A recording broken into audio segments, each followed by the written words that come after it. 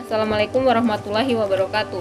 Nama saya Elma Yunita, NIM B1 1717036. Jurusan Manajemen angkatan 2017. Di sini saya akan menjelaskan tentang kompensasi dan evaluasi jabatan.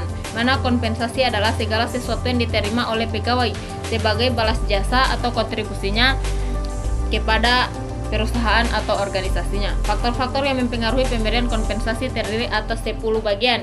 Yang pertama itu penawaran dan permintaan pegawai. Yang kedua itu kemampuan dan kesediaan perusahaan. Ketiga, serikat buruh dan organisasi pegawai.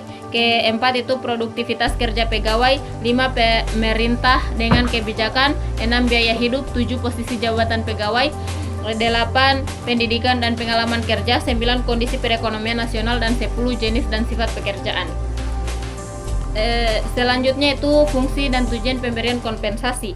Fungsi dan tujuan pemberian kompensasi itu ada 8. Yang pertama itu ikatan kerjasama, kedua keputusan kerja, ketiga pengadaan efektif, keempat motivasi, kelima stabilitasi pegawai, keenam disiplin, ketujuh pengaruh serikat buruh, kedelapan pengaruh pemerintah.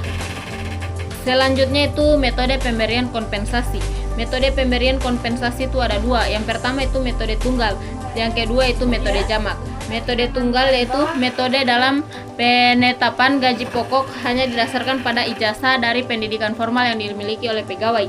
Sedangkan metode jamak yaitu metode dalam gaji pokok didasarkan atas beberapa pertimbangan seperti ijazah, sifat kerja, pendidikan informal, serta hubungan kerja ikut menentukan besarnya gaji pokok pegawai. Lanjut, sistem pembayaran kompensasi. Sistem pembayaran kompensasi itu terdiri atas 3. Yang pertama sistem waktu, 2 sistem hasil, yang ketiga itu sistem borongan. Waktu pembayaran kompensasi. Waktu pembayaran kompensasi itu terdiri atas 1. Kompensasi harus dibayar tepat waktu. Yang kedua itu waktu pembayaran kompensasi yang tepat akan memberikan dampak positif bagi pegawai perusahaan yang bersangkutan.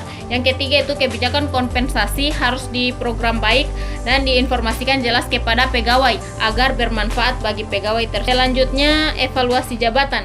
Evaluasi jabatan adalah usaha untuk menentukan atau membandingkan nilai suatu jabatan tertentu dengan jabatan yang lain yang ada dalam perusahaan atau organisasi. Faktor yang mendorong penerapan metode evaluasi jabatan adalah penggunaan evaluasi jabatan akan menghilangkan atau minimal mengurangi keluhan pegawai, khususnya berkaitan dengan sistem pengupahan. Faktor yang menghambat penerapan evaluasi jabatan didasarkan atas pegawai yang memahami tujuan evaluasi tersebut. Metode evaluasi jabatan terdiri atas 4. Yang pertama itu metode ranking sederhana, yang kedua itu metode klasifikasi, yang ketiga itu metode perbandingan faktor, yang keempat itu metode penilaian angka.